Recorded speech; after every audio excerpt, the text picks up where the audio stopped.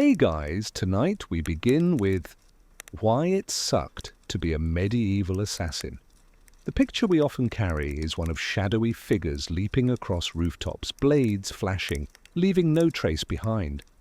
But the truth, the kind that survives in the dusty corners of chronicles and civic records, is slower, colder, and far less glamorous.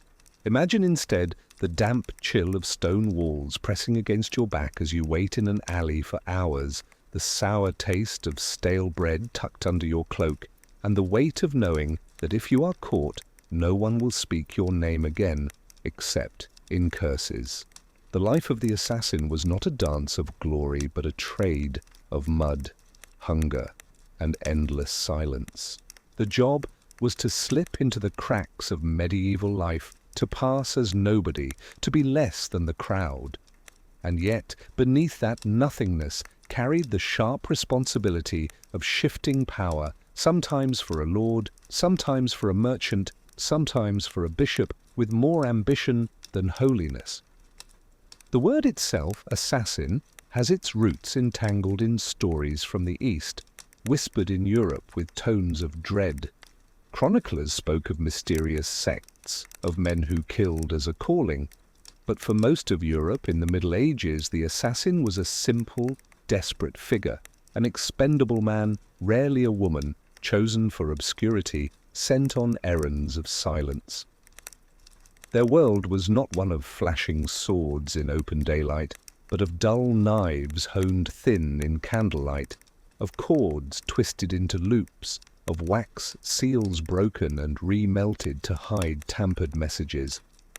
They were tools, as much as their blades, meant to be used and discarded by those who had power enough to vanish behind guards and titles. And it was a lonely life.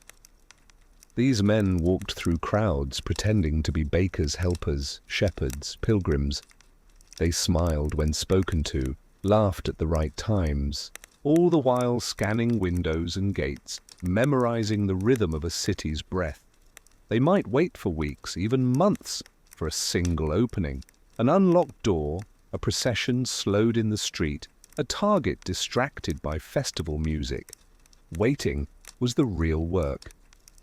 Standing by a tavern wall, eyes lowered, a hood pulled close, sitting on cold stones near a church porch, watching candles gutter in the night air. Even the most dangerous figures in history did more waiting than acting, more listening than striking. It was in those long hours that the weight of the job pressed hardest, the gnawing hunger, the frozen feet, the fear of being recognized as someone who did not belong, and always, behind them, the quiet dread of betrayal. For the employer could just as easily decide that their secret was too dangerous to live. The assassin might succeed in their task only to be hunted down by the very hand that paid them. So the myth is sharp, glamorous, and fast, but the reality was a slow erosion of body and mind, an endless act of pretending to be ordinary until the moment came to be terrible. Now let us step deeper into this shadowed life. Part 1. What assassin meant, really. To understand why it truly sucked, we must first clear away the smoke of legend. The medieval world knew of assassins through two overlapping images.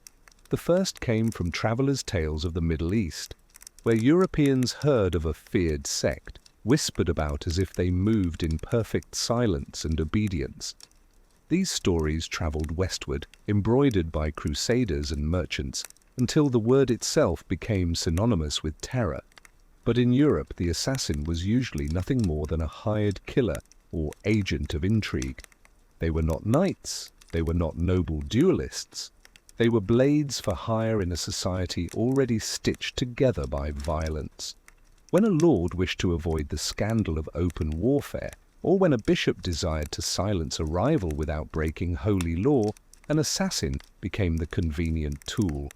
Most were untrained in martial arts or elegant combat.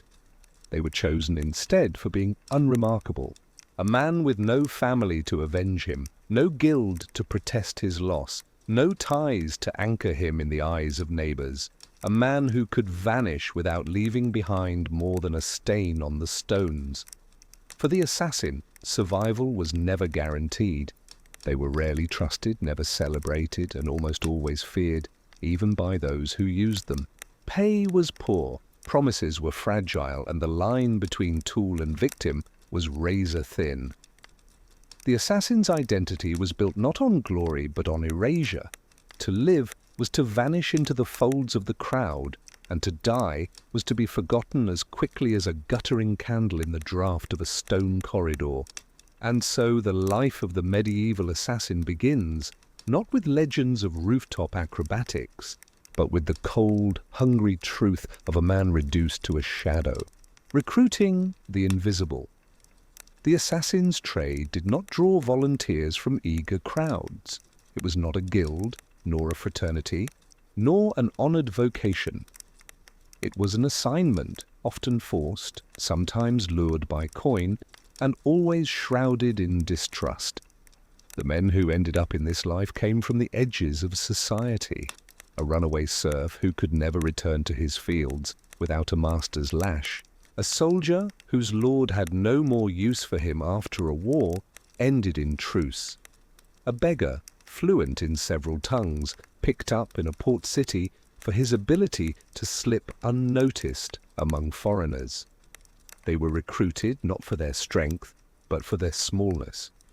To be invisible was the first qualification. If a man could vanish into a crowd, if his face was one among hundreds in a market square, he was more useful than the strongest knight in chainmail. Often recruitment was not a matter of choice. A man might find himself cornered after being accused of theft or debt and offered an alternative: work in silence for a patron or face the gallows.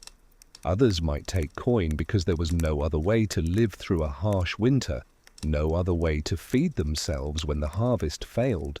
There were also handlers, shadowy figures who scouted taverns, fairs, and pilgrim routes, searching for those desperate or rootless enough to be used. These handlers rarely revealed who they truly served. A merchant might be behind them, or a noble house, or even a bishop cloaked in holy robes. But the assassin would not know. It was safer for the master if the servant never understood whose will he carried. And the terms of the bargain were cruelly simple. Perform the task, survive if you can, and receive your payment if the patron had not disappeared into the folds of power by the time you returned. Fail, and there would be no hiding place, for the very people who employed you would be the first to denounce you. Imagine standing in the half-dark of a tavern, called aside by a man who speaks softly in your ear.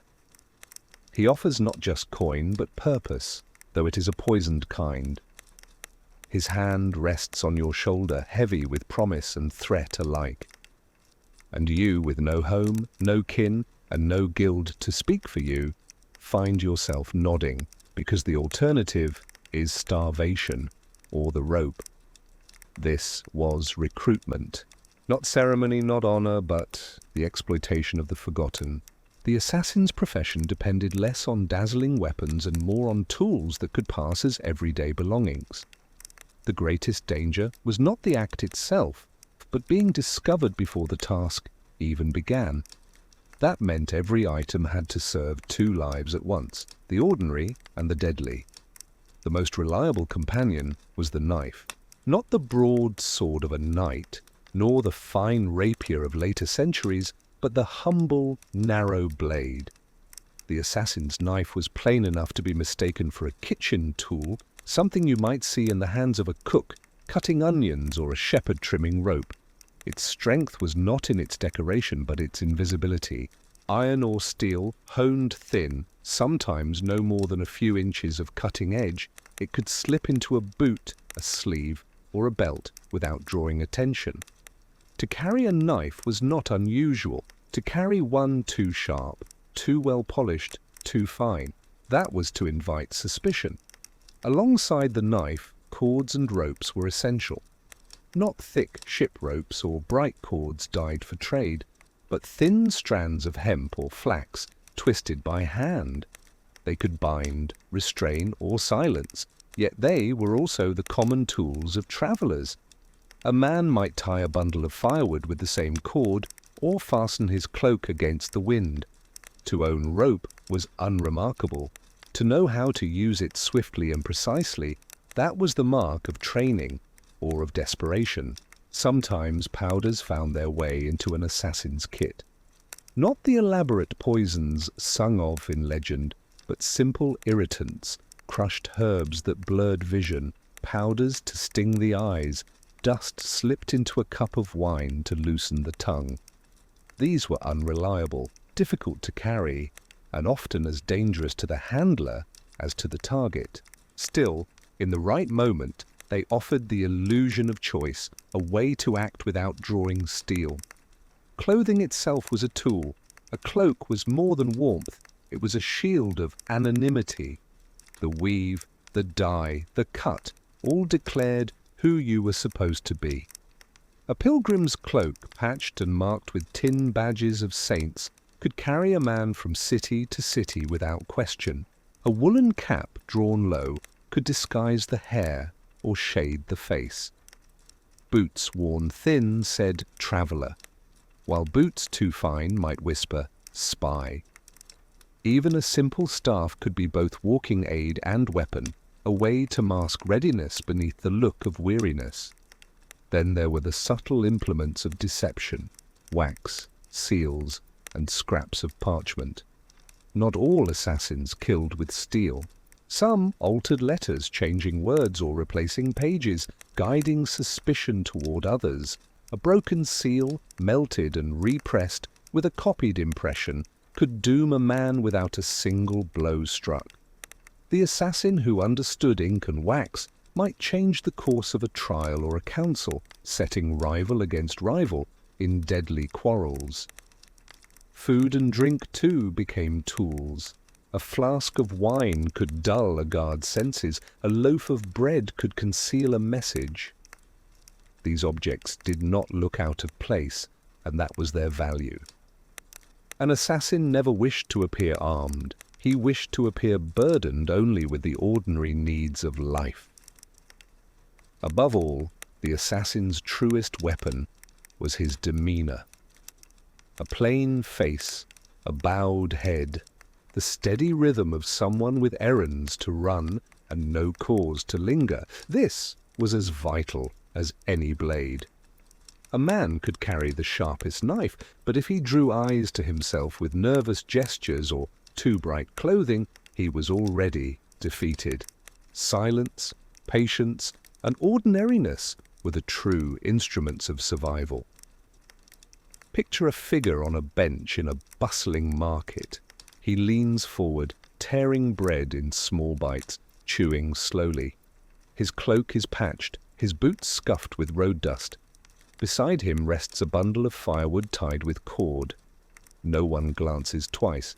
Yet within that bundle lies a knife, no longer than a hand, its edge honed in secret.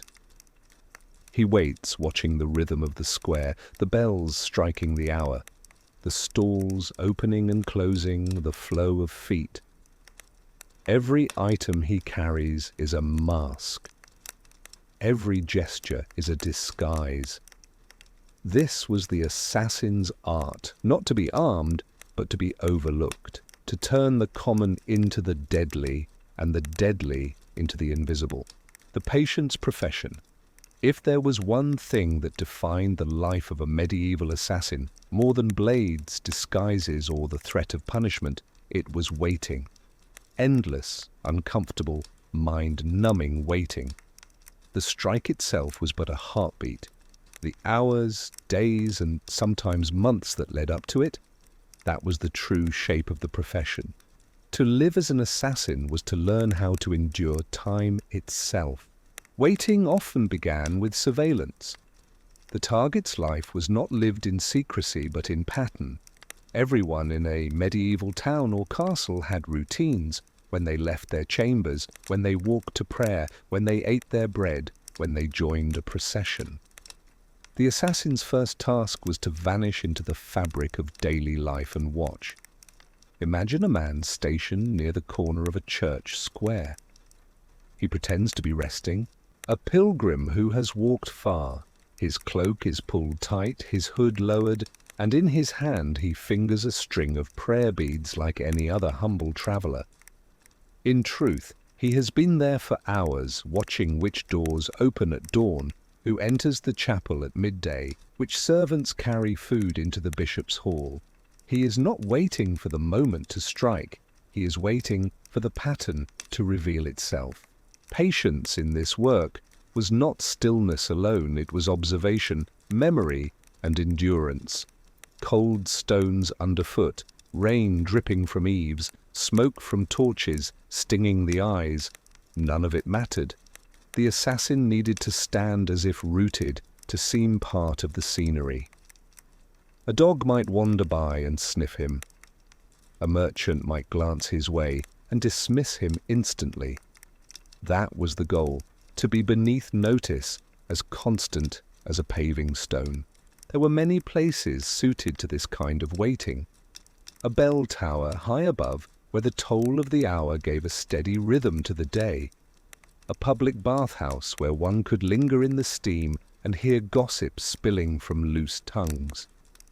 A marketplace stall rented cheaply under pretence of selling trifles, which served instead as a vantage point to watch the flow of noble entourages. But not all patience was comfortable. Sometimes the assassin waited in alleys, damp and reeking, where rats scrabbled in the refuse. Sometimes it was the shadow of a stable, the smell of hay mixed with manure filling his nose. Sometimes it was a narrow stairwell, pressed flat against a wall while footsteps clattered past above. Waiting also meant hunger. A man could not eat openly if he wished to avoid suspicion. Too much movement, too much chewing, too much drinking, it all made him noticeable. So he rationed. A crust of bread hidden in a sleeve, chewed slowly, each bite softened with spit because there was no water to drink. Hunger was a companion as constant as fear. Cold was another. Towns at night were cruel in their chill. The assassin might wrap himself in wool, but wool only went so far. He learned to endure the slow ache of frozen toes, the stiffness of fingers that would need to be nimble again at a moment's notice. Fires were not an option. Fire drew eyes. Better to shiver in the dark than to glow in warmth. Patience demanded that he act like he belonged. The true art was not in hiding completely, but in blending. Stand too long in a corner and suspicion grows. But shift your weight like a weary traveller, hum a tune like a bored servant, nod to a passing guard. These small gestures erased the unnatural stillness. Waiting was not about invisibility, it was about camouflage. And yet the mind struggled. Time stretched. A man who sat in silence for too long risked being swallowed by his own thoughts. Every sound became a threat. A gate, creaking shut, sounded like chains. A laugh across the square felt directed at him. The hours twisted into illusions, and the assassin had to discipline his mind not to unravel. Some whispered prayers. Some counted steps, heartbeats, breaths. Some imagined conversations with long-dead kin, or told themselves stories in the silence. Anything to keep the mind from cracking beneath the weight of time. There was also the constant tension of readiness. The assassin never knew when the moment would come. Perhaps today, perhaps tomorrow, perhaps in a month. And so he could not relax. He had to be coiled, like a bowstring drawn and never loosed, his body aching from tension. To release it too soon was to fail. To hold it too long was to break. This was the paradox of patience. The very act of waiting could ruin the man who waited. Sometimes waiting meant following, walking behind a crowd, head bowed, eyes cast low, ears tuned for a single name spoken aloud. Tailing through crooked streets, slowing when the quarry slowed, stopping when the quarry stopped, all while pretending to be someone else entirely. It was a delicate theatre, played for an audience that never knew a performance was unfolding. There were failures in waiting too. A guard might notice the same face appearing day after day. A child might point and say, "That man was here yesterday." Suspicion spread quickly in medieval towns where strangers were rare. When this happened, the assassin had to vanish, slip out a gate, take a different cloak, invent a new face. The weeks of patient waiting could be lost in a heartbeat, undone by a single careless glance. But the greatest burden of patience was not discomfort, nor hunger, nor fear. It was futility. Many assassins waited long, endured hardship, only for the task to dissolve before the moment came. Perhaps the target left the city under cover of night. Perhaps a treaty was signed that made the killing unnecessary. Perhaps the employer decided not to pay. And so the assassin would step out of his corner, his legs stiff from stillness, his stomach aching from hunger, and walk away as if he had never been there. Weeks of waiting and nothing to show but fatigue. Yet, for all its cruelty, patience was the core of the profession. Without it, the assassin was no more than a clumsy killer, sure to be caught within hours. With it, he became something more dangerous, a shadow that stretched not across a wall but across time itself. Picture it again, the square at dusk, stalls closing, the bell tower tolling softly. Amid the bustle, a man sits with a bundle at his feet, his hood drawn low. He has been there since morning, unnoticed, unremarked, as the city lives its life around him. He has counted every step of his quarry, every word overheard, every gesture observed, and still he waits because patience is the weapon that turns observation into opportunity. In this, the assassin's work was less about action than about enduring the hours before action. The strike was nothing but a breath. The waiting was the profession, the job design. Every successful assassination required more than courage or skill. It demanded a plan. The strike itself was only the final act in a long, meticulous process of observation, calculation, and timing. The assassin's world, small as it seemed, was dominated by design, mapping streets, noting doors, counting steps, and imagining every possible obstacle. The first step in any plan was understanding the target's routine. Nobles, merchants, and officials all moved according to predictable patterns. The baker arrived at sunrise to knead dough. The steward left his chambers at the third bell for the hall. The captain of the guard rode through the gates at high noon. To know these rhythms was to hold the pulse of the city in one's mind. Every alley, every stair, every threshold became a point on a mental map. Missing one small detail could mean failure or death. The layout of buildings dictated action. Narrow stairwells offered both opportunity and risk. They could conceal an ambush but also trap the assassin. Courtyards could provide cover, but too many witnesses. Doorways and windows were studied meticulously. Was the lock a simple iron bolt or a complex mechanism that would take precious moments to open? Was the latch audible when lifted, or would it squeak, warning the household? Every element of architecture was part of the plan. Assassins often relied on the natural flow of people to create distractions. Market days, festival processions, or church gatherings were ideal. Crowds could mask movement, obscure the approach, and provide quick escape routes.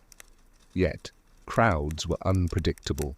A sudden shout, a child darting across the path, a horse spooked by an unfamiliar sound, all could derail even the most careful strategy. Patience and adaptability were critical. Timing was everything. The assassin imagined the perfect moment, the instant when everything aligned. Perhaps it was at dawn, when doors creaked and shutters were still closed. Perhaps at dusk, when shadows stretched long and lantern light flickered, hiding movement. Sometimes the ideal window lasted only seconds, and the assassin had to be ready, poised to act in a heartbeat. Escape routes were as important as entry. Many failed not in the act itself, but in fleeing afterward. The streets of medieval towns twisted unpredictably. Gates closed at curfew, guards roamed unpredictably, and watchmen, suspicious of strangers or unusually quiet figures, could appear at any moment. A good plan mapped multiple exits, a hidden alley, a side door, a cart that could provide cover, or even the simple trick of blending into a departing crowd. The role of accomplices could be subtle but vital. Sometimes an assassin worked with a pair of eyes in the crowd, signaling when the target moved or when danger approached. Sometimes a courier delivered a distraction, such as a false alarm at the gates, giving the assassin precious seconds. Coordination required absolute trust, or at least the appearance of it, because betrayal was always possible and often deadly. Even the simplest strike often involved contingency. What if the target was delayed? What if a guard lingered unexpectedly? What if a lock jammed? A seasoned assassin imagined every failure in advance and prepared a response. Every piece of the plan was layered with alternatives, each dependent on calm nerves and careful observation. Tools were integrated into the design as well. The assassin chose items not only for concealment but for utility within the plan. A cord might serve to scale a wall or to trip a guard. A small knife could cut through bindings, rope, or cloth. Even food or drink could play a role. Loaves of bread concealing messages, wine serving as a mild distraction. Each object had a specific purpose, and the plan was useless without knowing how to use it at the exact right moment. The geography of the target's life extended beyond buildings. Streets, bridges, river crossings, and market squares all mattered. A single misplaced footstep could alert the wrong person. A misjudged shadow could reveal position. An unplanned encounter could undo weeks of careful observation. Maps existed mostly in the mind, detailed, layered, memorized, and rehearsed silently while moving through the city as if nothing were observed at all. Failures in design were catastrophic. The assassin might be caught mid-step, recognized by a servant, trapped in a stairwell, or followed to a gate. Medieval justice, or revenge, was swift and often merciless. A failed plan could mean hanging from the nearest gibbet, or disappearing quietly into a dungeon with little hope of release. The meticulous design was not optional, it was survival itself. Consider a typical scenario. The target departs the hall at the 9th bell, passes through the courtyard, and ascends the narrow stair to private chambers. The assassin has stationed himself on the opposite stairwell, with a cord hidden beneath the cloak, a knife strapped to the thigh, and a bundle of linen concealing the small vial of powder. He watches, breath shallow, body coiled like a spring. A guard appears unexpectedly. The plan shifts, cord is discarded, path adjusted, approach delayed. Every movement is deliberate, rehearsed mentally, while the city continues unaware around him. The successful strike, when it came, was brief and almost anticlimactic. Weeks or months of observation, planning, and patient waiting culminated in a single, swift motion, a cut rope, a slip of powder, a thrust of steel, or simply a secret letter delivered at the right moment. The action itself was the heartbeat, but the life of an assassin was measured in hours of silence, preparation, and the unglamorous details of city life. And even after success, the work was not over. Escape, disappearance, and the careful disposal of evidence were as vital as the act itself. A misstep on the way out could turn triumph into failure, life into death. The streets that had been observed so carefully were now obstacles. Gates closed unexpectedly, merchants lingered, dogs barked. The assassin's mind had to remain as sharp as his tools, reading the environment with the same attention he had given to months of preparation. In the end, the job design defined the profession. It was a quiet, relentless, and almost mechanical process of mapping, timing, observation, and contingency. Success depended less on courage and more on discipline, on patience, on the ability to reduce oneself to a shadow and move with it through the imperfect, unpredictable world of medieval cities. The strike was never the story. The story was the hours spent in alleys, on stairwells, and beneath eaves, watching the subtle rhythms of a life not one's own, waiting for the exact moment when all the pieces aligned. The assassin's world was small, precise, and utterly unforgiving. A world where the map of streets, the turn of a lock, and the timing of a bell determined not only success, but survival itself. Even the most carefully designed plan could not make the life of a medieval assassin anything close to comfortable. Beyond the long hours of waiting, the endless surveillance, and the meticulous mapping of streets, the work was filled with hardships, dangers, and humiliations that made every successful strike feel hollow. To understand why it truly sucked, one must step away from the romanticized image of shadows and steel and look at the human cost of the profession. The first burden was pay, or, more often, the lack of it. Assassins were rarely wealthy and compensation was unreliable. A lord or merchant might promise a coin, a purse, or a piece of land, yet vanish before the work was completed. Even when payment arrived, it was usually small, barely enough to sustain travel, food, and the modest tools needed for the craft. For many, starvation loomed as consistently as guards or watchmen. A man might sit for weeks hiding in alleys, shivering in the cold, rationing stale bread, knowing that even a successful strike might leave him empty-handed. Then came the risk of betrayal. Employers were often as dangerous as the targets themselves. Nobles, merchants, or officials had little loyalty to those who served in the shadows. If an assassination failed or became inconvenient, the assassin could become the scapegoat. A single misstep might transform a loyal servant into a hunted man. Sometimes the patron's disappearance or a sudden change of heart was punishment enough, leaving the assassin exposed to both legal retribution and personal revenge from those connected to the target. Even outside betrayal, the dangers of the job were constant. Streets were patrolled by guards whose job was to notice anything unusual. Towns were small enough that strangers attracted attention. Dogs barked at the wrong time. Windows overlooked alleys. One slip, one recognized face, one misplaced movement could end a career or a life. And unlike a knight in armor, an assassin had almost no protection. Cloak, dagger, and wits were the only defenses against multiple armed men. Survival depended entirely on cunning, speed, and an unbroken nerve. Travel was another source of misery. An assassin could be sent from city to city, town to town, moving along muddy roads, crossing rivers with unsafe ferries, and sleeping in overcrowded inns or barns. Roads were rough, weather unpredictable, and robbery common. Inns offered no privacy, no security, and often shared beds crawling with fleas. The life of movement was exhausting, lonely, and unending, with no permanent home, no welcome, and no rest that was truly safe. Health was precarious. Cold, hunger, fatigue, and disease were constant companions.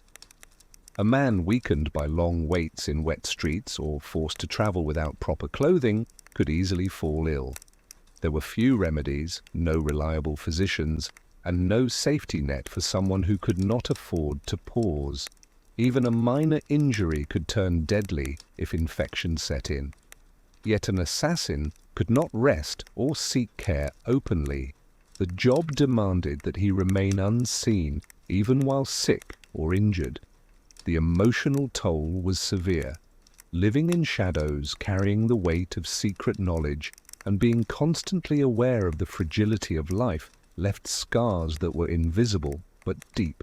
The work required coldness, detachment, and the ability to imagine harm without hesitation, yet the mind could not always accommodate such acts without consequence.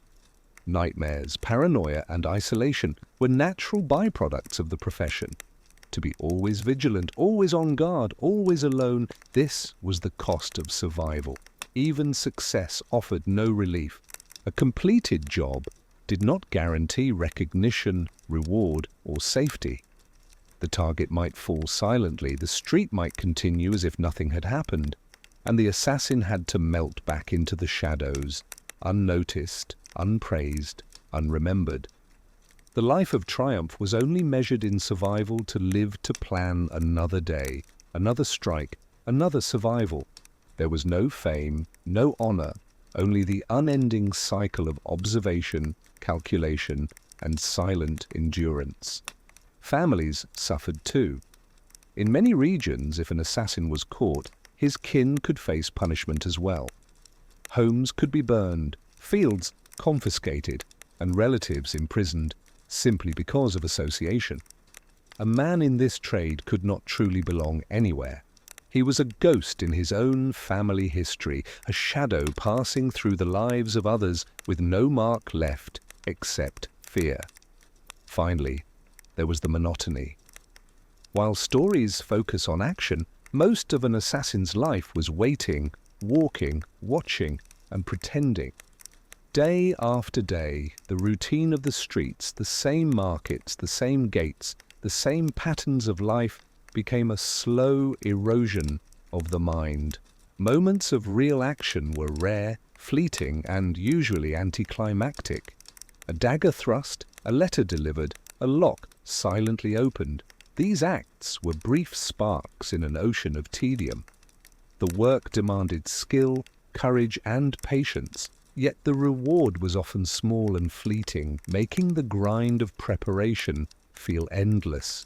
The life of a medieval assassin was one of extremes: extreme patience, extreme danger, extreme discomfort, cold, hunger, betrayal, fatigue, monotony, and constant threat defined the profession far more than the occasional moment of drama.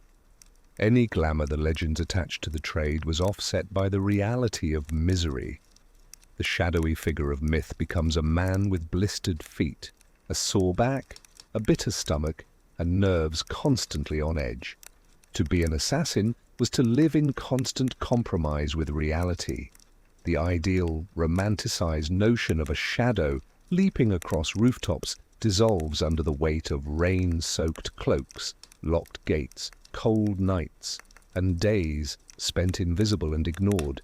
It was a trade of endurance, not heroism, of invisibility, not fame, of survival, not glory. In the end, the question was not how one killed, but how one survived. And in that sense, it truly sucked. Law, custom, and punishment. The medieval world was governed by a strange mix of written law, customary practices, and the rough justice of local authorities. For most citizens, life was measured by obligations, taxes, guild rules, and local statutes. For an assassin, the law was a constant, invisible enemy, an unpredictable force that could strike as surely as a blade. Understanding it, or at least respecting it enough to avoid it, was as essential as knowing the streets, the gates, and the timing of the bells. Medieval law was not uniform. Cities had charters, towns had bylaws, and kingdoms had statutes that could differ from one neighbor to the next. An assassin, moving from one town to another, could find himself inadvertently guilty simply for carrying tools that were legal in one place but banned in another. Knives were sometimes regulated, certain locks could not be tampered with, particular actions could invite immediate punishment. Knowledge of these subtle rules, sometimes recorded in Latin scrolls, sometimes passed by word of mouth, was essential for survival. Custom was as important as codified law. Every town, every castle, every noble household had its own rules for behavior. There were expectations for visitors, for tradesmen, for servants. An unfamiliar gesture, a wrong way of entering a hall, or even a misstep in the order of greeting could draw suspicion. For an assassin, blending in often depended on mimicking these customs flawlessly. A miscalculation could turn the most carefully planned operation into a public disaster. The law could be severe. Punishments ranged from fines to public shaming to execution, often depending on the social rank of the offender and the victim. Hanging was common for thieves, murderers, and those accused of secret crimes, though methods varied. A minor aristocrat might be imprisoned or exiled. A commoner could find himself drawn, quartered, or left to die in the stocks. For an assassin, any encounter with the law carried double danger. Discovery meant immediate jeopardy, while suspicion alone could trigger a chain of consequences. Hue and cry was a standard method of enforcement in many towns. If a crime was discovered, citizens were obligated to raise an alarm, pursue the suspect, and assist the authorities. A single shout from a witness could summon dozens of men armed with sticks, pitchforks, or swords. The assassin had to assume that any failure to account for such a response could end disastrously. Moving through a town required not only stealth, but also constant awareness of who might raise their voice and where. Guards and watchmen were a particular challenge. City watchmen often walked their beats at night, sometimes in pairs, sometimes alone, always observing. They were trained to notice the unusual, a figure lingering too long, a bundle too heavy, a gait too deliberate. Guards were not always well paid, but they were motivated by local loyalty and sometimes fear of punishment themselves.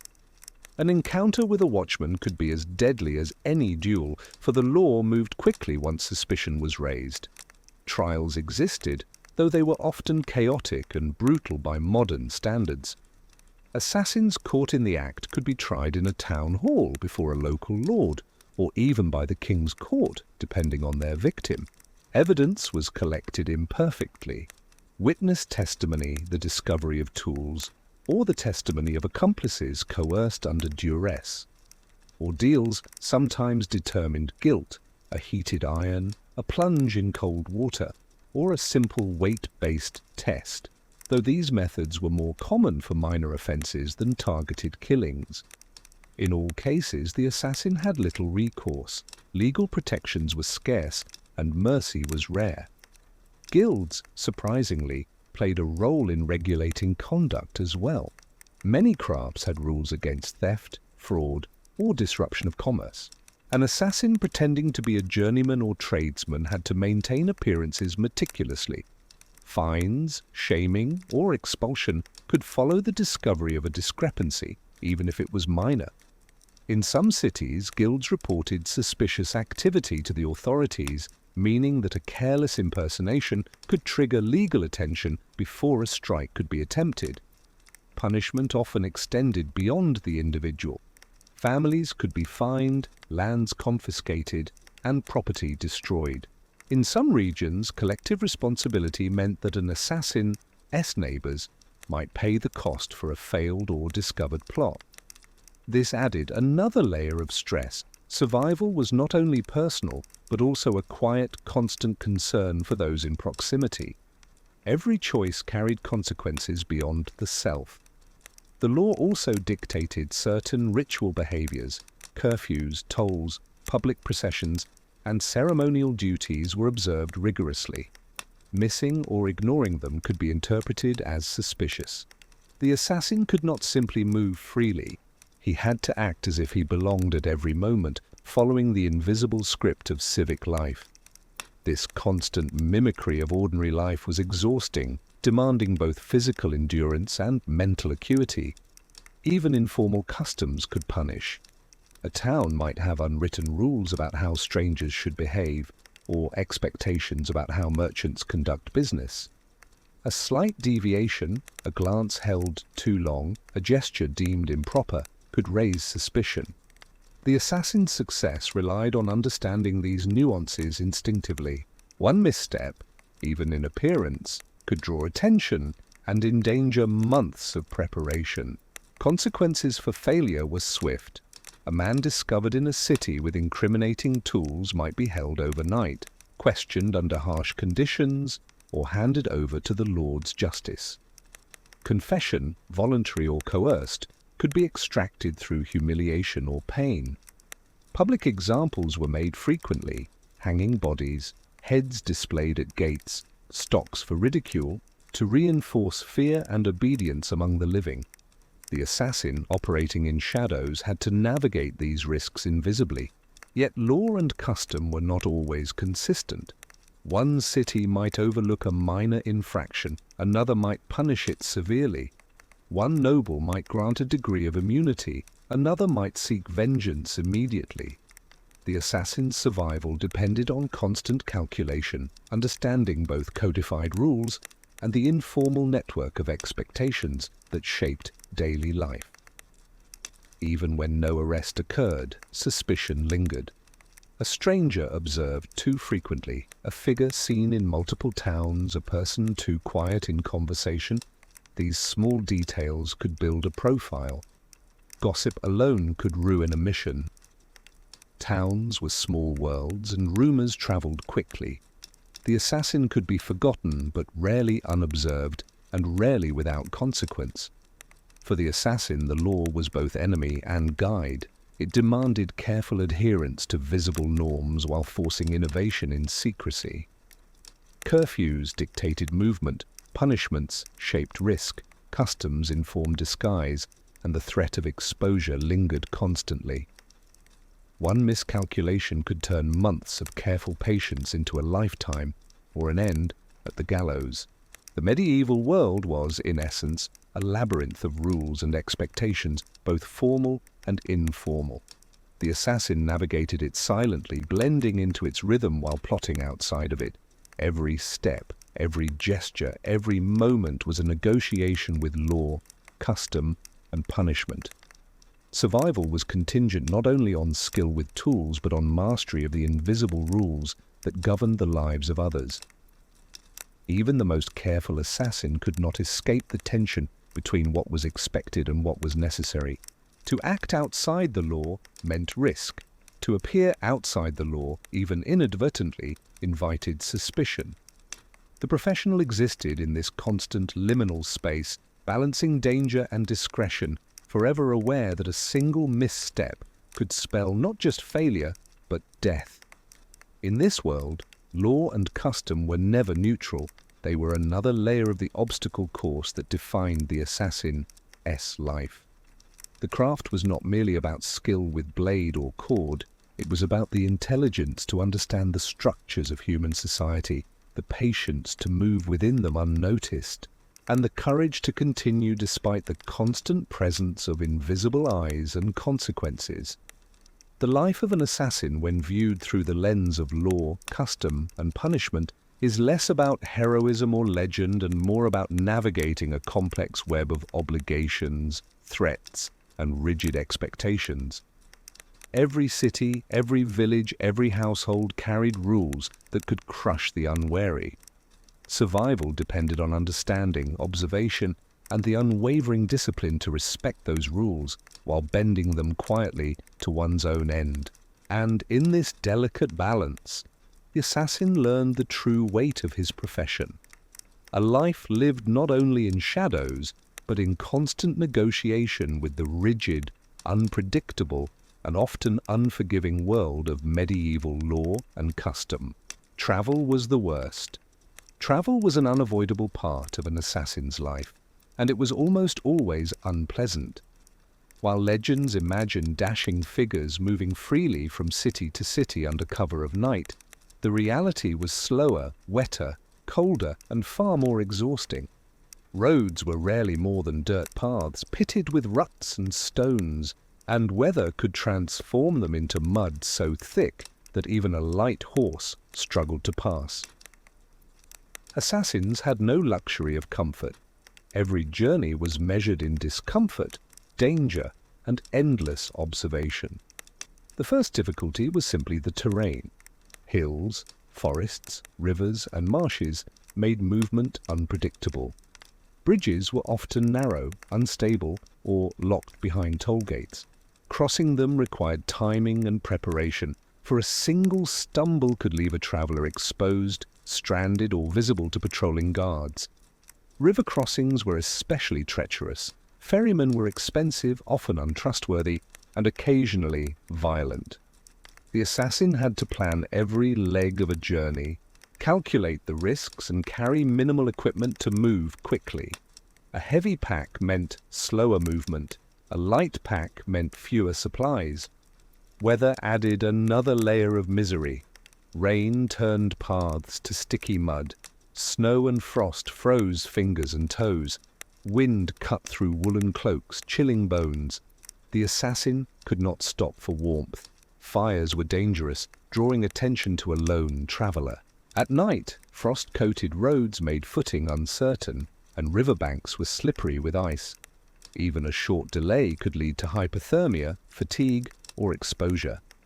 And the cold, combined with hunger and exhaustion, slowly eroded both body and mind. Food was unreliable. Inns were rare outside of towns, and the ones that existed were overcrowded, smelly, and often crawling with pests. Meals were meager, repetitive, and sometimes unsafe.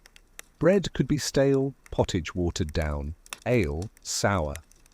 Water was often contaminated, leading to stomach aches or worse. Assassins carried rations when possible, dried meat, hard biscuits, salted fish. But these could be quickly consumed, leaving them hungry on long stretches. Hunger made waiting and observation more difficult, dulled the senses, and increased the chance of mistakes. Sleep, too, was compromised. Travelers rarely had private rooms.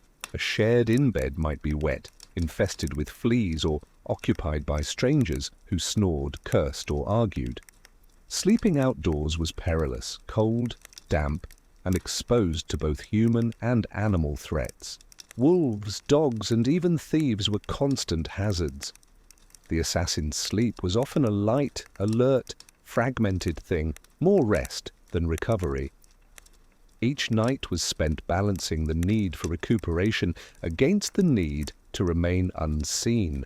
Movement itself was exhausting. Assassins often traveled on foot, carrying minimal supplies, slipping quietly through alleys and fields. Horses, when available, required stabling, feed, and care. Roads could be crowded with carts, herds, or soldiers.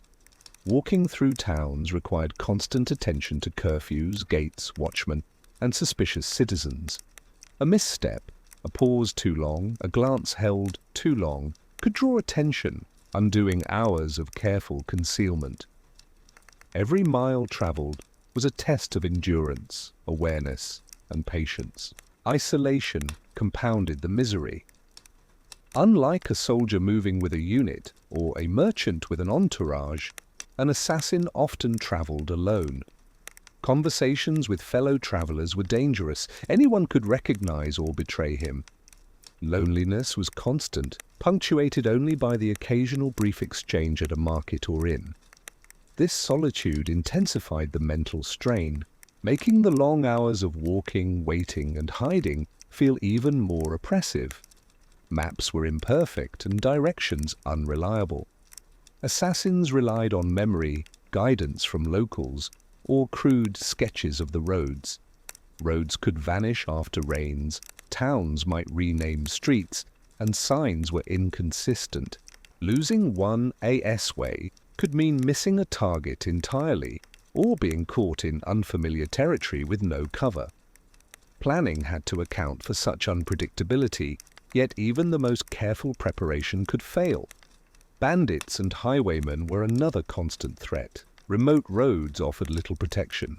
Thieves knew the weaknesses of travelers. Solitary figures, heavily burdened with packs, distracted by observation. Encounters could range from minor harassment to mortal danger. The assassin's weaponry, limited and concealed, offered only a slim chance of defense.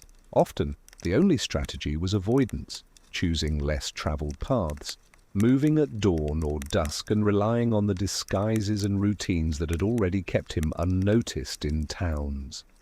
Curfews in towns created additional pressure. Gates closed at fixed hours, often with guards who knew every face. Being delayed on the road could mean being locked out of town entirely or being forced to pass through under suspicion. Sometimes the assassin had to improvise lodging in barns, haylofts, or abandoned buildings, places often damp, cold, and infested with vermin. Each improvised stop carried the risk of discovery, discomfort, and exposure to the elements. Even when the journey itself was uneventful, the mental strain was relentless.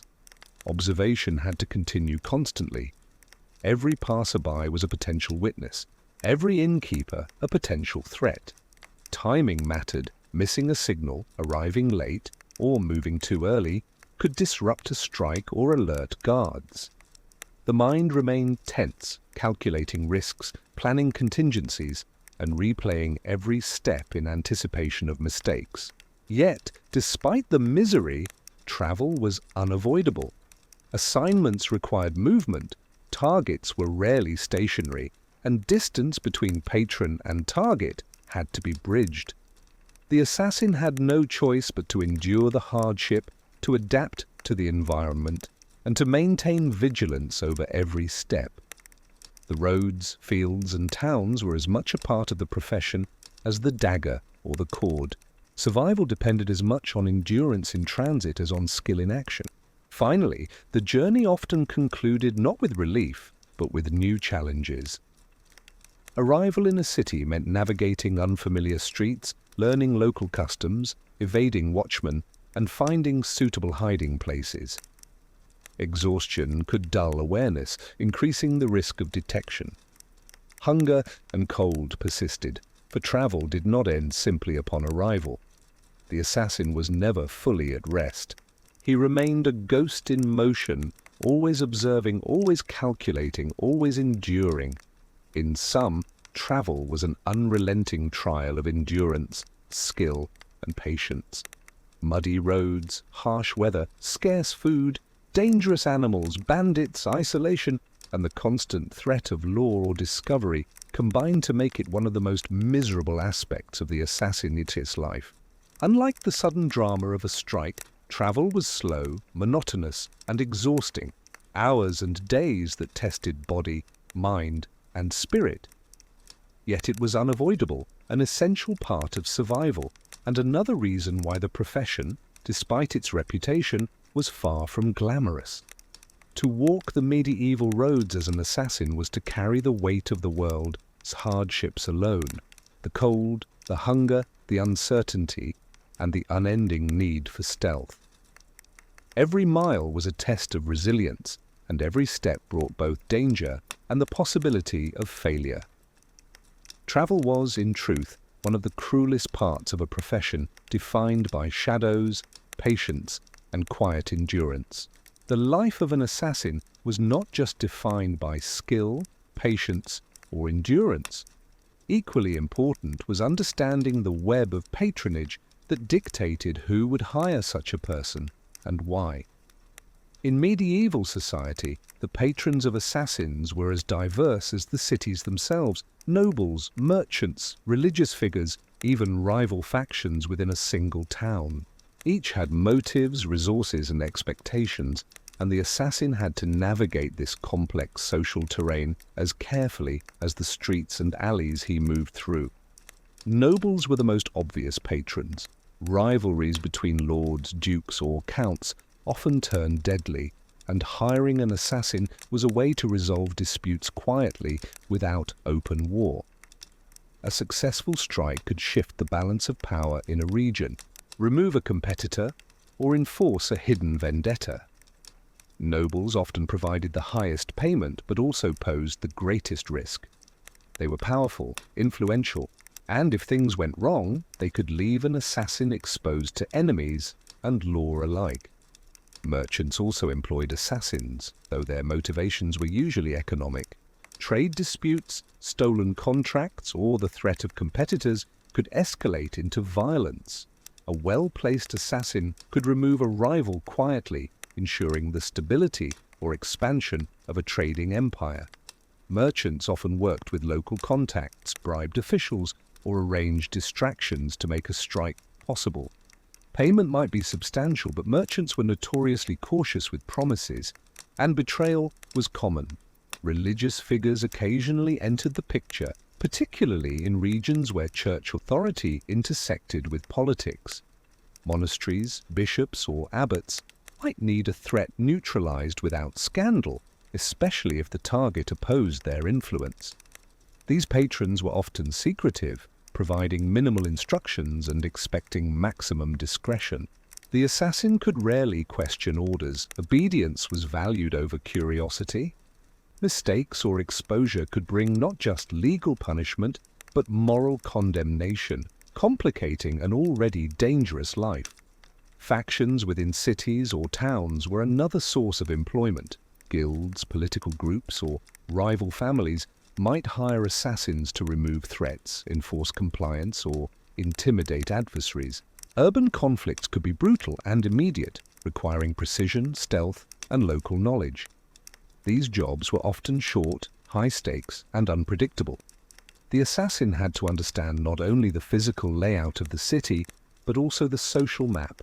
Who watched whom, who reported to whom, and where influence and fear intersected. Payment was rarely straightforward. Some patrons offered coin, land, or goods, but often it was tied to completion or survival. Others promised future protection, favors, or status, which could be meaningless if the job went wrong. The assassin's livelihood depended on careful judgment, assessing whether a patron could be trusted, whether a target was worth the risk, and whether the conditions allowed for successful execution. Misjudgment could lead to failure, exposure, or death. Trust was a fragile commodity. Patrons and assassins existed in a mutual dependency, yet betrayal was always possible. A patron might retract payment, misdirect the assassin, or use him as a scapegoat. Likewise, an assassin could choose to abandon a job or report information to a rival. In this precarious world, relationships were transactional and tense. One misstep could unravel months of careful preparation. Assassins often had multiple patrons over time, never fully loyal to one cause, but maintaining professional discretion to survive. This constant juggling of allegiances demanded social skill, intelligence, and awareness of the ever-changing political and economic landscape. Even a minor misread of a patron's mood, intentions, or connections could have fatal consequences. Sometimes jobs were assigned by intermediaries. A handler or recruiter might approach a desperate or skilled individual and offer employment in the shadows. Often the assassin did not know the ultimate client, only instructions delivered indirectly. This added layers of risk and secrecy. One never fully understood who would benefit, who could retaliate, or how exposure might ripple through the network of power. The choice of which job to accept was strategic. An assassin weighed the difficulty of the target, the reliability of the patron, the terrain, and potential escape routes. Some targets were chosen for political impact, others for revenge, others for profit.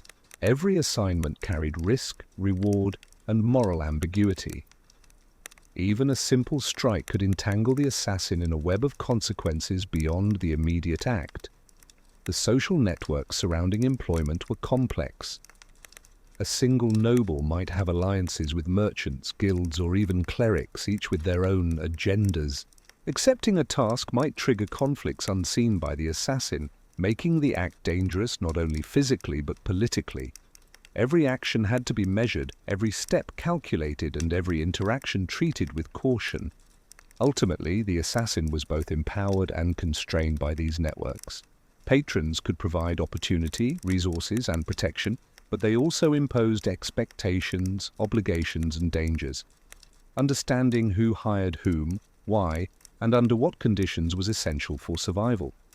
The profession required not just physical skill or patience, but social intelligence, judgment, and a keen sense of the human landscape as well as the physical one. The life of an assassin, then, was never simple. Every strike was embedded within a larger web of relationships, loyalties, and conflicts. Survival depended not just on skill with tools, timing, or patience, but on the ability to navigate the subtle, shifting networks of power. One misread intention, one misplaced trust, one misjudged reaction could spell disaster.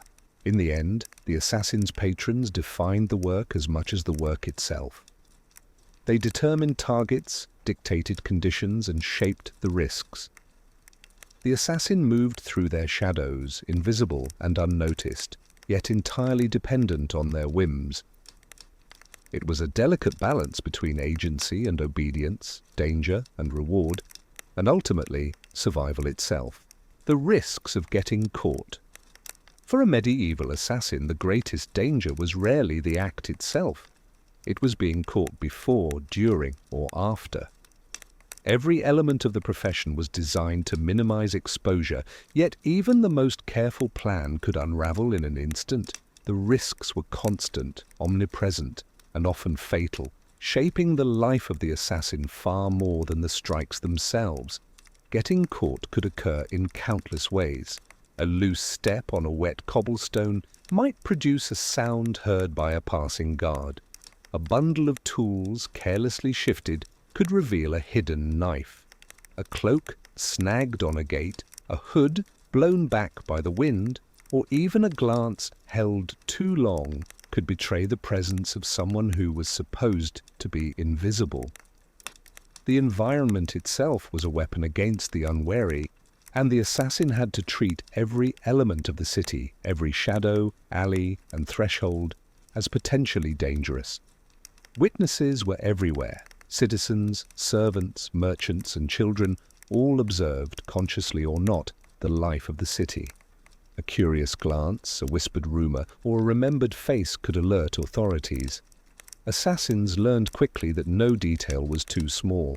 The smallest interaction, a passerby noting a man who appeared in the same market over several days, could become the thread that unraveled an entire operation. Guards and watchmen were particularly dangerous. City patrols could appear suddenly, checking gates, questioning travelers, and monitoring suspicious activity. A watchman's suspicion might not result in immediate arrest, but a report could trigger investigations, patrols, or confrontations.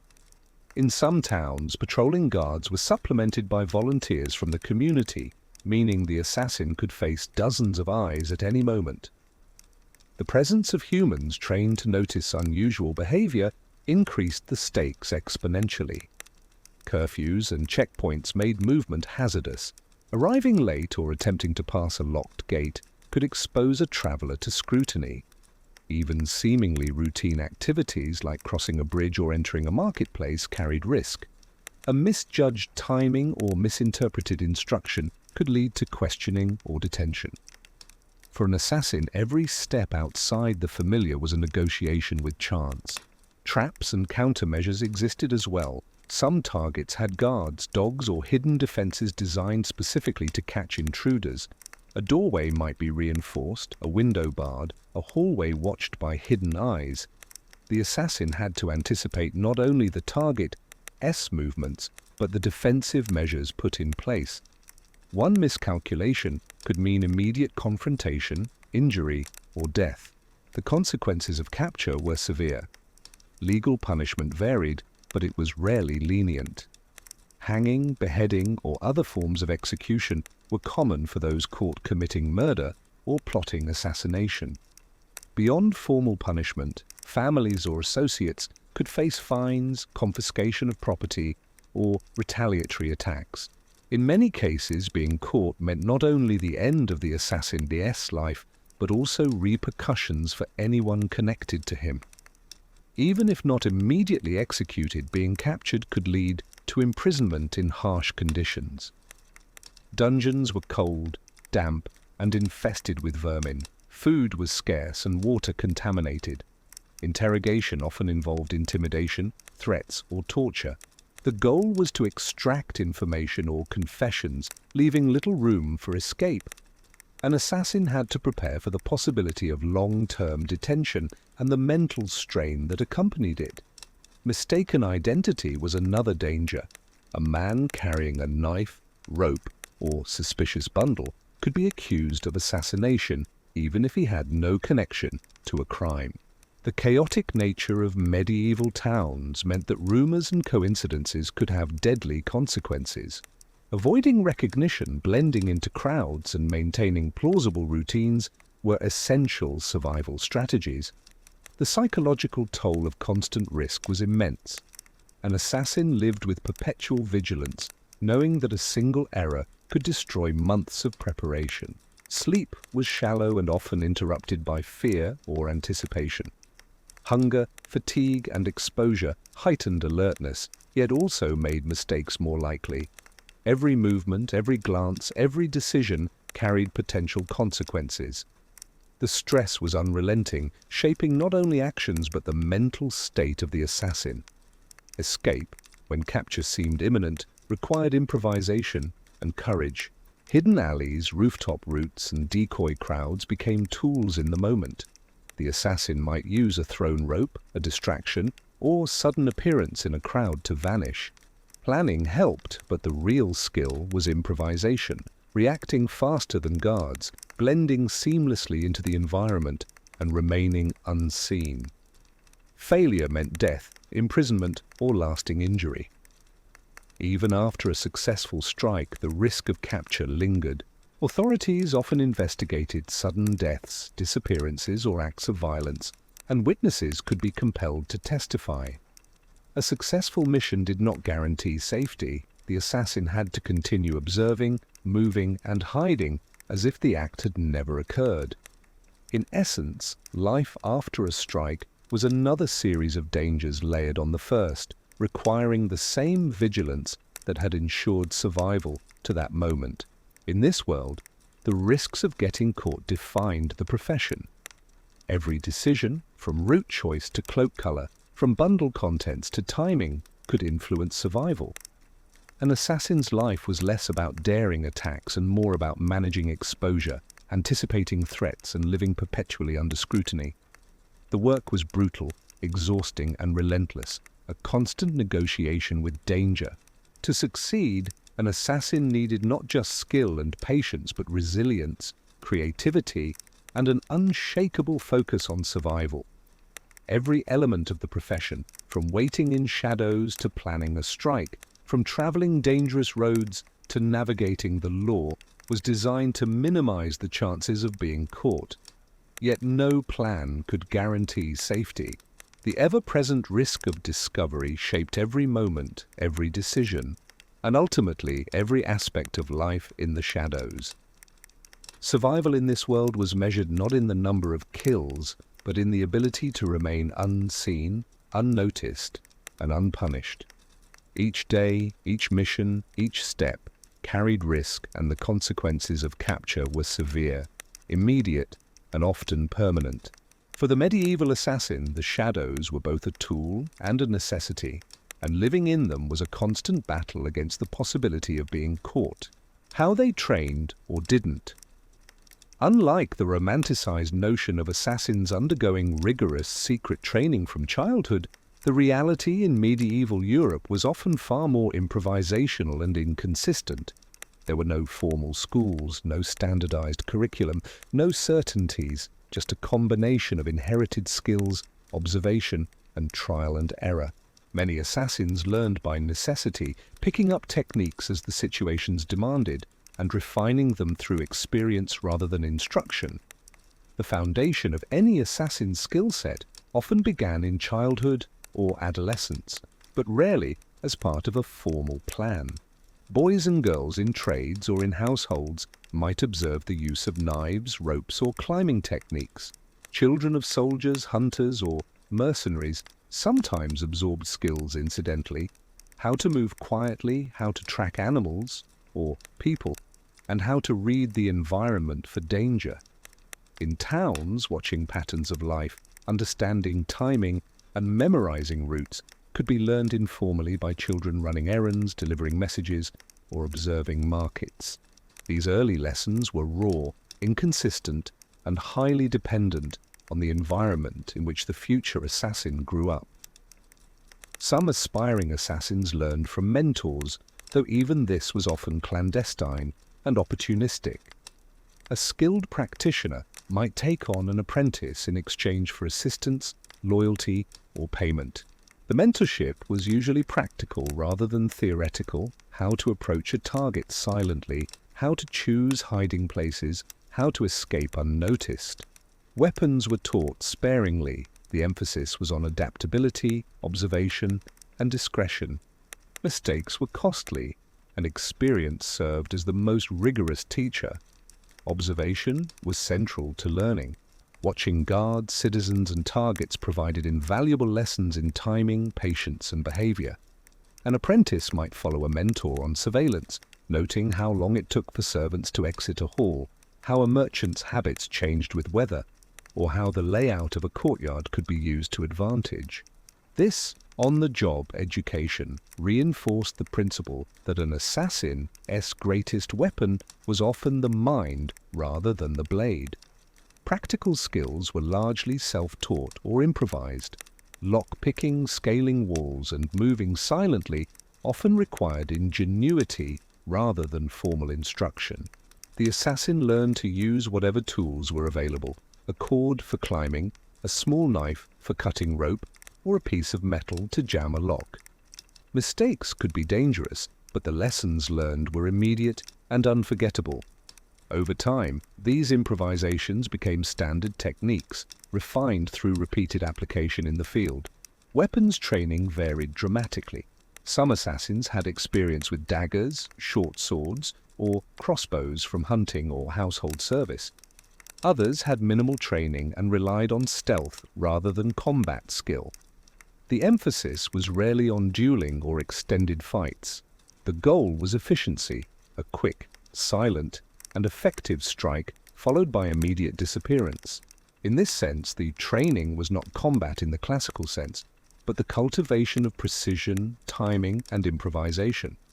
Mental training was equally crucial. Patience, observation, and emotional control had to be developed alongside practical skills. Many learned through repeated exposure to tension and risk, gradually building resilience. Long hours of hiding, watching, and waiting tested nerves and focus.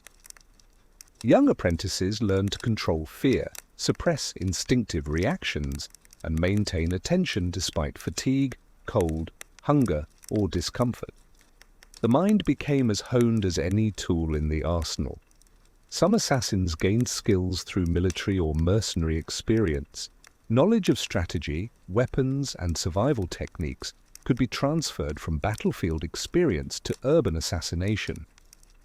Soldiers familiar with ambush, reconnaissance, and timing found some of these skills directly applicable. However, the urban and social context of a city required additional adaptability, stealth, disguise, and social manipulation that formal military training rarely covered. Disguise and social deception were learned through experimentation. Understanding how to move unnoticed, assume false identities, and blend with crowds was critical. The assassin might pose as a merchant, a servant, a beggar, or a pilgrim, testing reactions and adjusting behavior based on observation.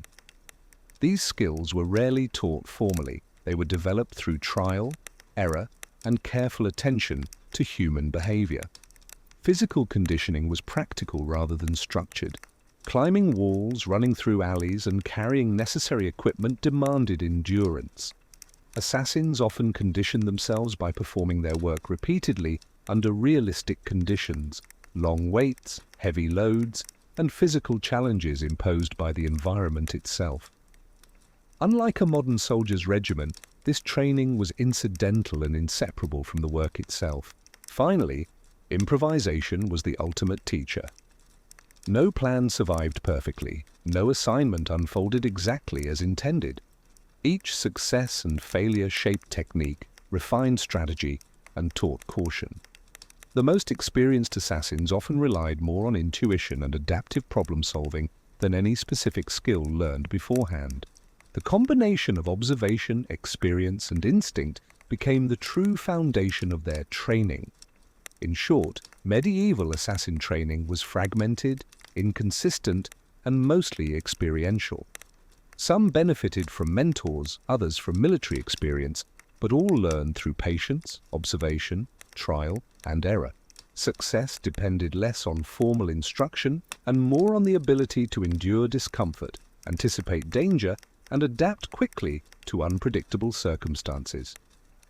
The ideal of a perfectly trained, lifelong assassin was rare.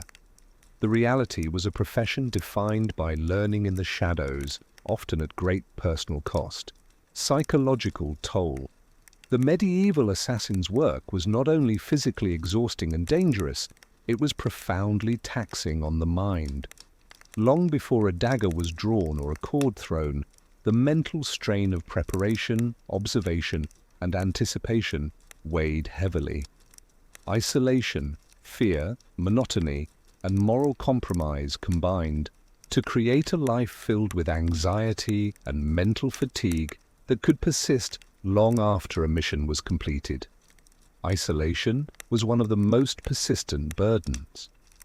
Assassins often traveled alone, moved unseen through towns, and lived in the shadows of cities that never truly knew them. Human contact was limited, even dangerous. Speaking with strangers could invite suspicion. Interacting with neighbors could create lasting liabilities. This isolation amplified the stress of the profession, as every thought, decision, and movement became self-reliant. There was no team to consult, no confidant to share burdens with, just the solitary mind, constantly analyzing, calculating, and anticipating danger. Fear was a constant companion. Not only did assassins face the risk of discovery, arrest, or death, they also had to consider indirect consequences, revenge from families, retaliation from factions, or loss of patrons. Even a successful strike did not guarantee safety. The assassin had to remain alert after a mission, aware that every person, every alley, and every gate could conceal a threat. Fear was not a fleeting emotion, but a continuous, pervasive state that demanded attention and discipline. Monotony, surprisingly, added to the psychological strain. While stories often focus on moments of action and violence, the vast majority of an assassin's life was spent waiting, walking, watching, and hiding. Hours, days, or even weeks could pass with little to no meaningful activity, punctuated by brief bursts of high-intensity action. This monotony was mentally exhausting, eroding patience and focus, and making the brief moments of action feel simultaneously urgent and anticlimactic. Moral compromise added yet another layer of burden. An assassin's work often involved killing strangers or manipulating situations in morally ambiguous ways. For many, this created internal conflict. Some reconciled their actions as service to patrons or as a means of survival. Others struggled with guilt, fear, or doubt, aware that a single misjudgment could destroy a life, or multiple lives. Living with such moral ambiguity day after day created psychological stress that could manifest as anxiety, nightmares, or emotional detachment. Paranoia was a natural consequence of constant danger. Assassins had to assume that anyone might observe, report, or betray them. A passerby, a servant, a merchant, or even a fellow traveler could become a threat. This hypervigilance demanded constant mental energy, leaving little room for relaxation or trust. Over time, it could warp perception, making the world feel hostile and every shadow suspicious. For some, this state of perpetual alertness became a permanent psychological condition, persisting even outside of active missions. Sleep deprivation compounded the toll. Assassins rarely slept in comfort or security.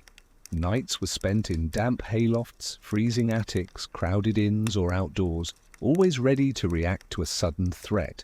Sleep, when it came, was shallow and fragmented. Fatigue impaired judgment, slowed reaction times, and heightened stress creating a feedback loop in which mental strain undermined physical performance and vice versa. Even successful missions did not alleviate stress. Completion of a task brought only temporary relief, as the assassin remained aware of potential pursuit, investigations, and social consequences. Every mission was layered with risk and uncertainty, and survival was not guaranteed. The mental relief after success was often brief, replaced quickly by the anticipation of the next assignment, or the lingering fear of being recognized or betrayed. The psychological burden extended to social interaction. Trust was nearly impossible. Associating with friends, family, or even casual acquaintances could be dangerous, as exposure might lead to interrogation or retaliation. Emotional intimacy was often sacrificed for survival, leaving assassins isolated even when surrounded by others. Over time, this could create emotional detachment, cynicism, or difficulty forming relationships, a personal cost rarely depicted in legends. Many assassins developed coping mechanisms. Some relied on compartmentalization, mentally separating professional duties from personal life.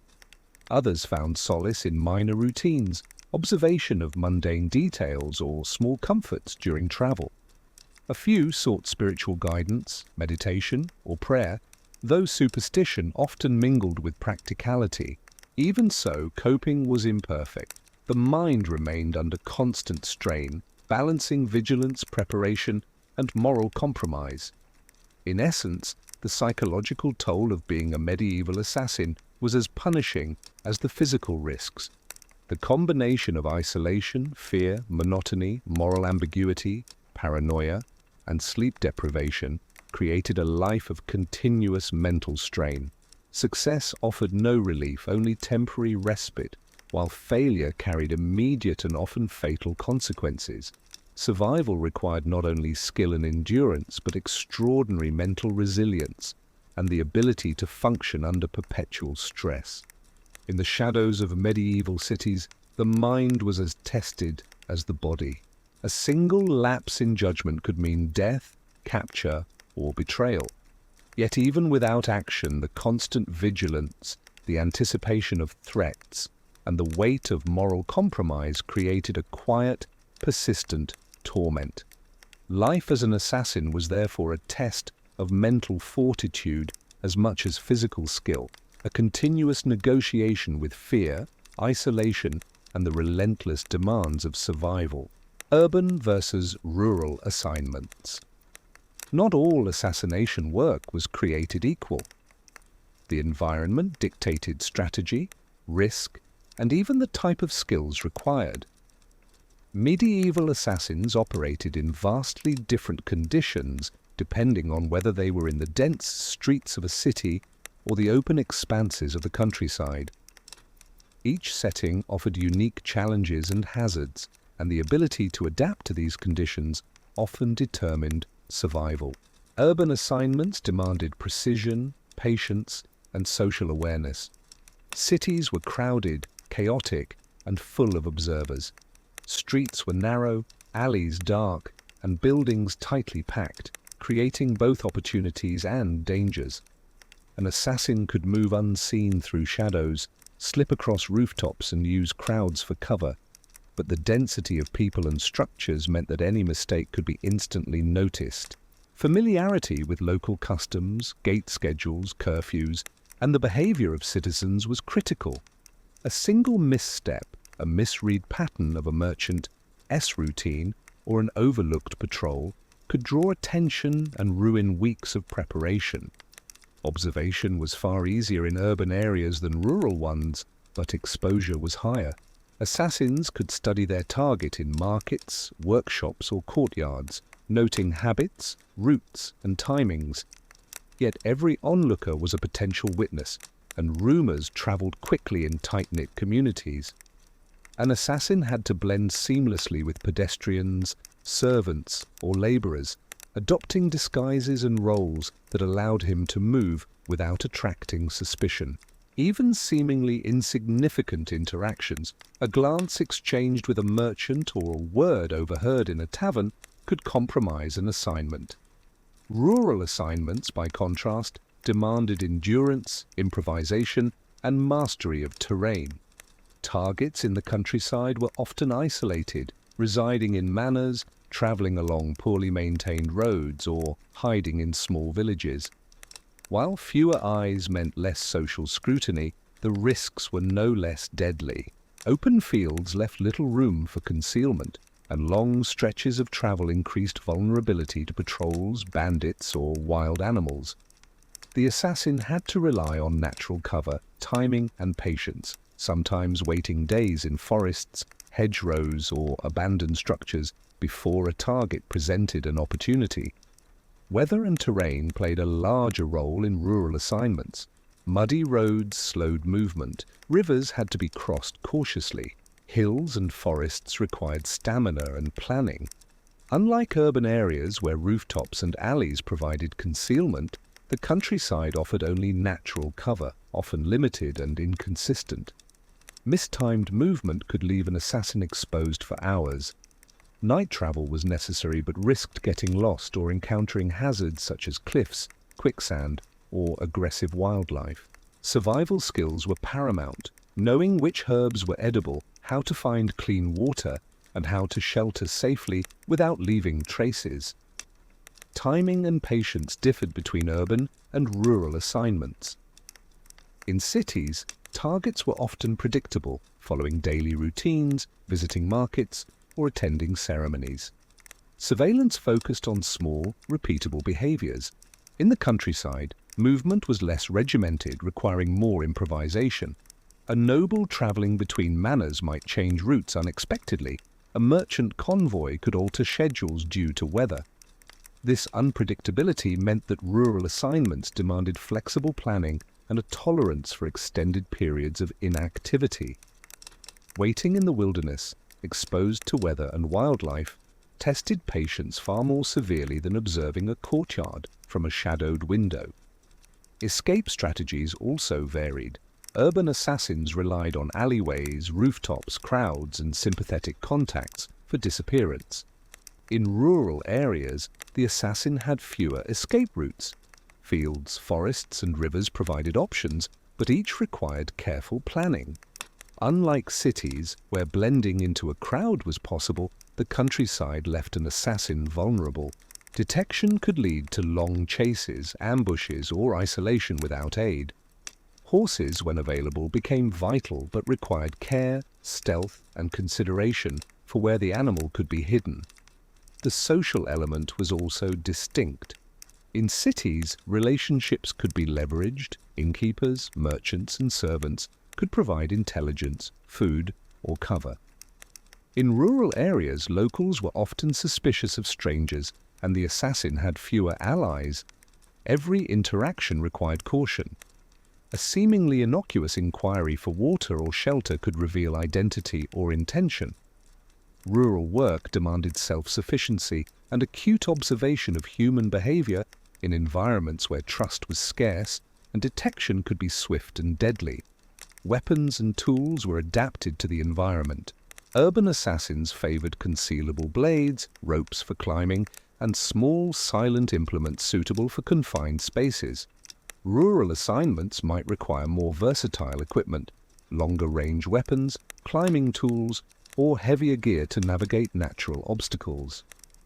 Portability remained important as travel was arduous and exposure risky, but the balance between effectiveness and concealment shifted depending on terrain. Urban and rural work also affected mental strain differently. In cities, stress stemmed from constant observation, social complexity, and the need for impeccable disguise. In the countryside, stress derived from isolation, environmental hazards, and the unpredictability of movement. Both demanded mental resilience, but in different ways. The urban assassin cultivated social acuity, patience, and the ability to read micro-patterns in human behavior. The rural assassin developed endurance, improvisation, and the ability to predict movement across expansive terrain. Finally, adaptability determined longevity. The most successful assassins were those who could transition between urban and rural environments, adjusting strategy, tools, and mindset to match conditions. One failure in comprehension, misjudging a city patrol, underestimating rural exposure, or relying on urban habits in the countryside could be fatal. The profession rewarded those capable of observing, improvising, and surviving in diverse environments, while punishing rigidity or overconfidence. In essence, urban and rural assignments demanded distinct skill sets, yet both were defined by risk, patience, and observation. Cities required blending into the intricate social web. The countryside demanded endurance, self-reliance, and mastery of natural terrain. A medieval assassin's life was therefore a constant negotiation with environment, adjusting to threats, opportunities, and limitations in both human and natural landscapes. Survival depended on understanding the rules of the setting as well as the target, making adaptability the cornerstone of the profession. Famous failures and minor triumphs. The medieval world of assassination was full of stories, though most were cautionary rather than heroic. For every legendary figure whispered about in taverns or recorded in local chronicles, there were countless failures, miscalculations, and minor victories that went unnoticed. And these tales reveal the fragile, precarious nature of the profession, where even the most skilled could falter, and modest success often counted as a personal triumph. Failures were frequent and sometimes spectacular. One misplaced step in a dark alley, one misjudged timing, or one underestimated guard could turn a carefully planned strike into disaster. Targets were often better defended than anticipated, with patrols, dogs, or secret passages designed to detect intrusion. A single mistake could lead to immediate capture, public humiliation, or death. Medieval chronicles sometimes recorded such events, though rarely with the full details of the assassin's planning. Instead, accounts emphasize the consequences: hanging bodies displayed at city gates, families fined, or the streets filled with gossip about the failed plot. Some failures were the result of miscommunication with patrons. Instructions might be unclear, delayed, or contradictory. A noble's order could change abruptly. A merchant might demand results before the assassin was ready. Misinterpretation of these instructions could lead to premature action, missed targets, or exposure. In some cases, a failure wasn't discovered until days later, when the aftermath revealed that the assassination attempt had gone wrong. These failures were often fatal, but they also underscored the fragile dependence between assassin and patron, a relationship built on trust, secrecy, and precise execution. Unexpected environmental factors also contributed to failures. Sudden storms, floods, or heavy snow could render planned routes impassable. A river might rise faster than anticipated, a bridge collapse, or a forest path become obscured. The assassin, reliant on timing and precision, could find that months of planning were nullified by circumstances beyond control. Survival depended not only on skill but on flexibility, improvisation, and the ability to adapt to the unpredictable elements of the medieval world. Yet minor triumphs, though less dramatic, were essential to an assassin's sense of competence and survival. Successfully observing a target for days without detection, moving through a city unnoticed, or returning from a reconnaissance mission intact were accomplishments in their own right. In a profession where exposure could mean death, simply completing the preparatory stages without error was a noteworthy success. These small victories built experience, confidence, and the intuition that would inform future missions. Some assassins gained renown not for spectacular killings but for flawless execution of minor, precise strikes, removing a corrupt official without causing scandal, ensuring a rival's threat was neutralized quietly, or recovering crucial intelligence without alerting anyone could all be considered triumphs. These victories were rarely recorded in grand histories, but they were celebrated quietly within the networks of patrons, colleagues, and apprentices. Success in this profession often meant invisibility, not notoriety, failures sometimes became infamous lessons. Chronicles occasionally recounted botched attempts in moralizing tones. The ambitious assassin who underestimated a target's guard, the overconfident one who misread a town's layout, or the impatient novice who struck too early. These stories served both as caution and instruction, reminding other practitioners that hubris, miscalculation, or impatience could be fatal. In a sense, failure became part of the informal training for others, a silent teacher of what not to do. Minor triumphs, conversely, were the quiet proof of mastery. Surviving encounters with guards, avoiding suspicion in populated areas, or adapting to last-minute changes in a mission were practical demonstrations of skill. They required observation, patience, improvisation, and endurance. In a profession where death was always nearby, each success, however small, was a confirmation of competence and a reinforcement of survival instincts.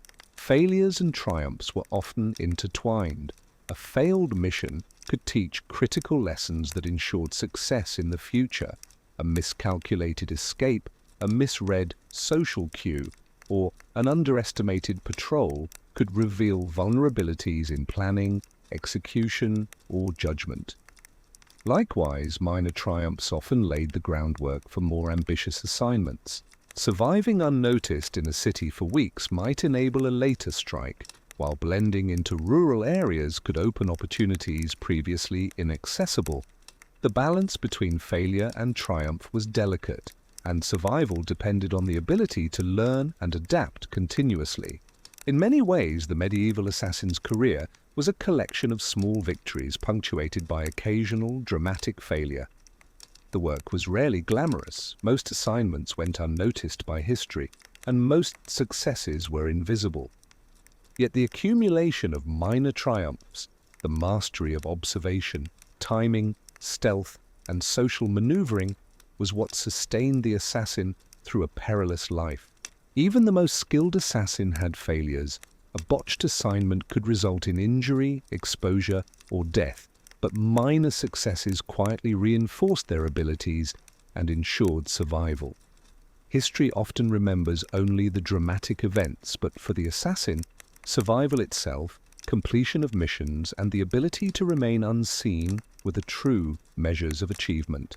The delicate interplay between failures and minor triumphs defined the life of the medieval assassin. Every error taught caution, every unnoticed success built confidence, and every day of survival was an achievement in its own right. In a world where recognition was rare and danger was constant, the ability to navigate failure and celebrate quiet victories became essential to enduring the profession. The decline of the profession. The medieval assassin did not exist in perpetuity. Over time, the profession declined, fading into obscurity as society, politics, and law enforcement evolved. The decline was gradual, influenced by social, technological, and political changes that made the old methods less effective and the work itself increasingly perilous. Understanding this decline reveals not only the fragility of the profession, but also the ways in which medieval life changed fundamentally. One of the earliest factors in the decline was the consolidation of power. As kingdoms and city-states became more centralized, authority shifted from local lords and guilds to monarchs and organized bureaucracies. Where once a noble or merchant could quietly hire an assassin to settle a dispute, growing bureaucracies demanded more transparency and oversight. Legal systems became increasingly codified, and the risks for patron and assassin alike grew.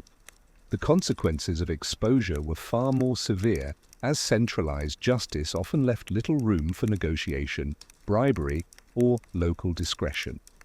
Improved law enforcement also played a role. Watchmen, city guards, and patrols became better organized, more persistent, and increasingly professional. Surveillance was no longer sporadic. Authorities developed regular patrols, checkpoints, and procedures that made moving unseen far more difficult. In rural areas, local militias and constables became more common, reducing the freedom of movement that assassins had previously exploited. The medieval world's shadows were shrinking, leaving fewer safe spaces for clandestine operations. Advances in communication and record-keeping made anonymity harder to maintain. Towns and cities kept increasingly detailed records of visitors, travelers, and transactions. Passports, toll logs, and tax records created trails that could be traced. The casual concealment strategies of earlier assassins, traveling under assumed names, blending into crowds, or relying on local ignorance, became riskier in this new environment.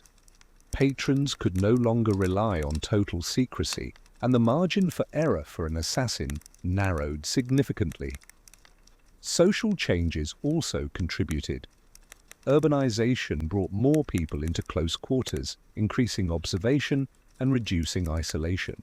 While dense cities had once offered cover, they now offered more eyes, more scrutiny, and less tolerance for unfamiliar faces.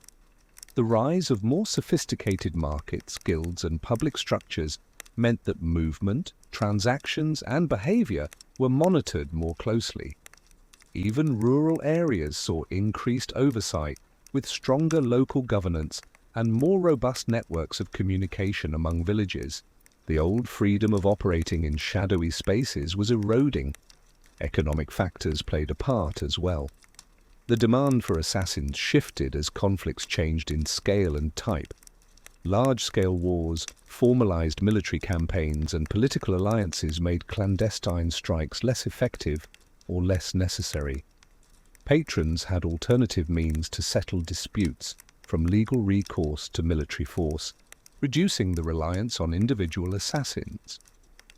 The financial risks often outweighed the potential gains, making the profession less viable as a steady source of income or influence. Technological advances in weaponry and defenses altered the landscape. Improved fortifications, locks, and surveillance measures in castles and towns made infiltration harder. Early firearms and crossbows increased the lethality of guards and patrolling forces, while more effective armor reduced the impact of traditional assassination tools. The combination of defensive improvements and heightened danger made many assignments far riskier than in previous decades. Assassins had to adapt continuously or face failure. Cultural and moral shifts also played a role.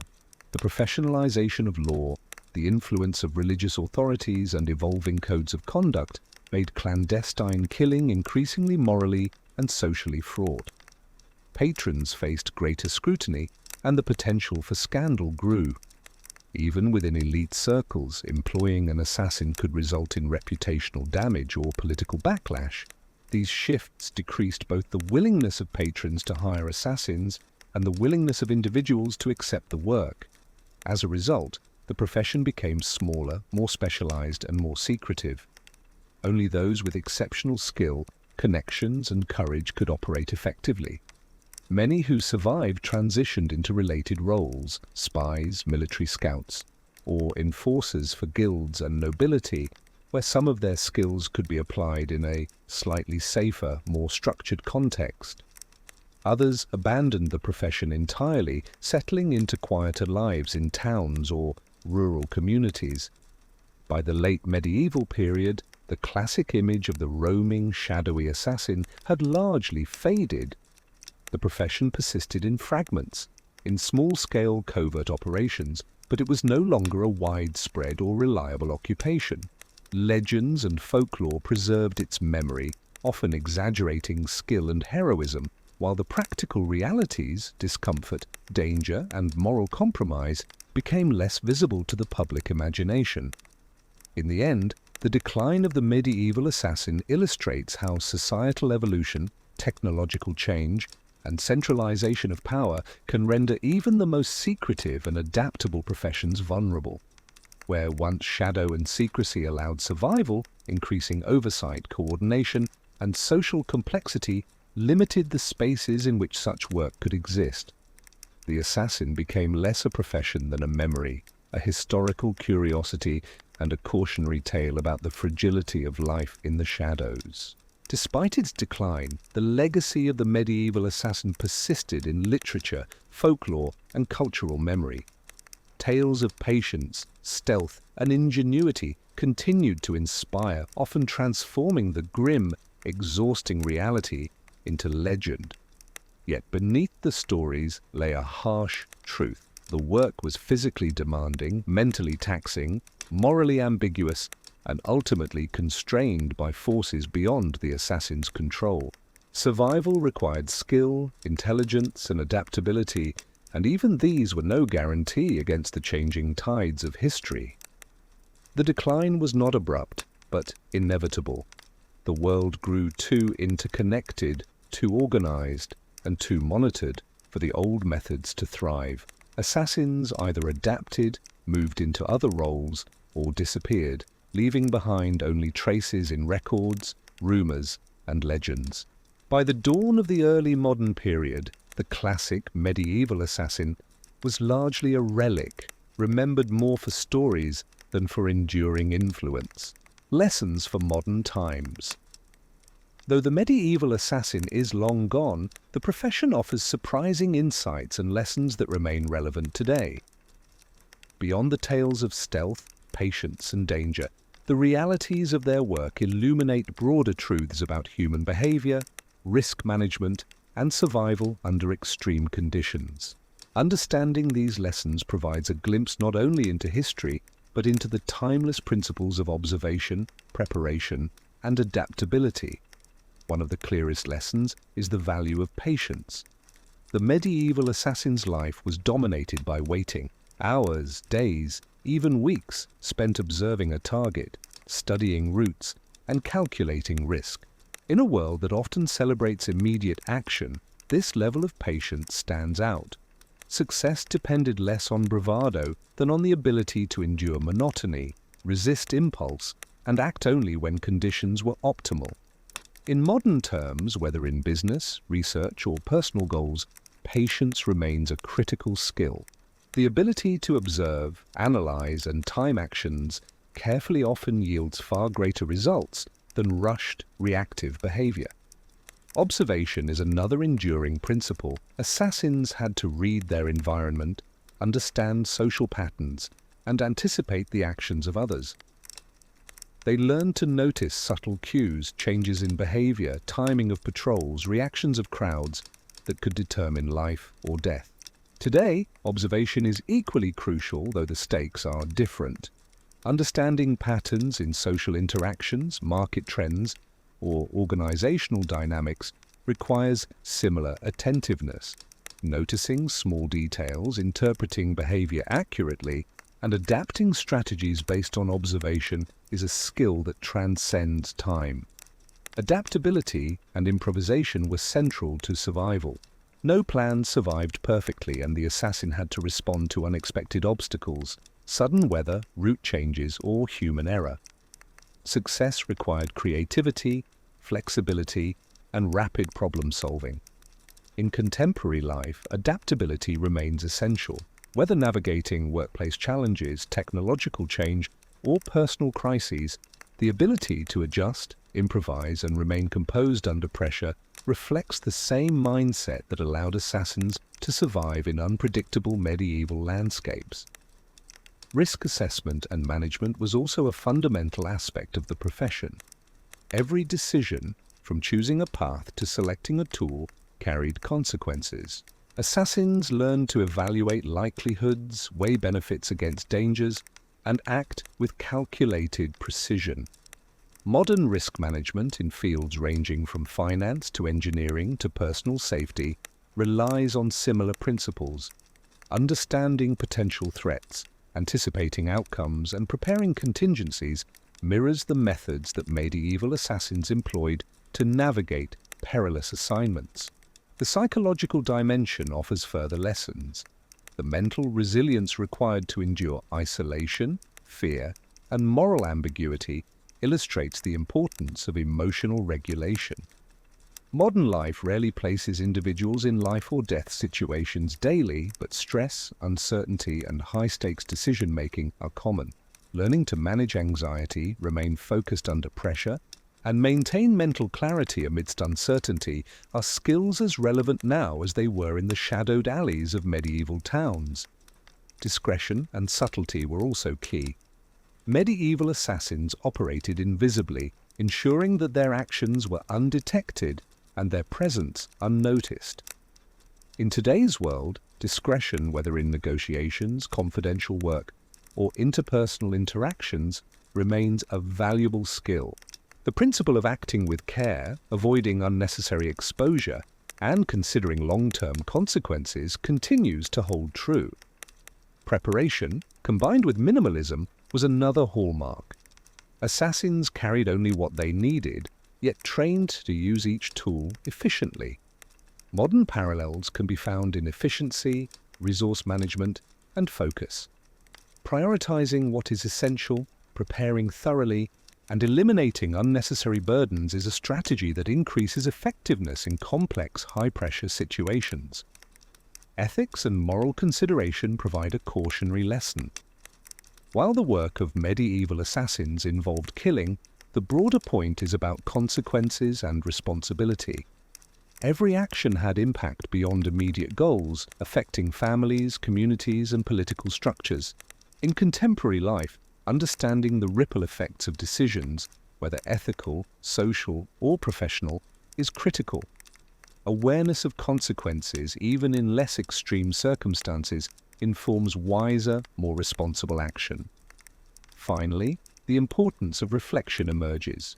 Successful assassins often reviewed past assignments, learning from both failure and minor triumphs.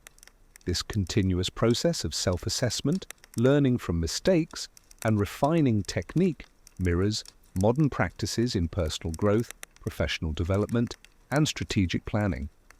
The value of reflection, feedback, and iterative improvement remains universal. In sum, while the medieval assassin's world of shadows, danger, and secrecy may seem distant, the underlying principles are surprisingly applicable today. Patience, observation, adaptability, risk management, mental resilience, discretion, preparation, ethical awareness, and reflection are as relevant now as they were then. These lessons demonstrate that even in extreme historical circumstances, human behavior, strategy, and survival reveal timeless insights. The medieval assassin, though largely mythologized, leaves behind a legacy of human ingenuity, endurance, and intelligence under pressure. By examining the realities behind the legend, the monotony, discomfort, and constant danger, we gain perspective not only on history, but on enduring strategies for navigating complexity, risk, and uncertainty in the modern world. The shadows they navigated were literal. The lessons they offer are metaphorical, illuminating ways to move through life with foresight, patience, and careful observation. Ultimately, the medieval assassin teaches that survival and success are rarely about heroics alone. They are about preparation, awareness, resilience, and the ability to act effectively in an unpredictable world. These are lessons that transcend time, reminding us that even in the most extreme historical circumstances, human skill, intelligence, and strategy endure.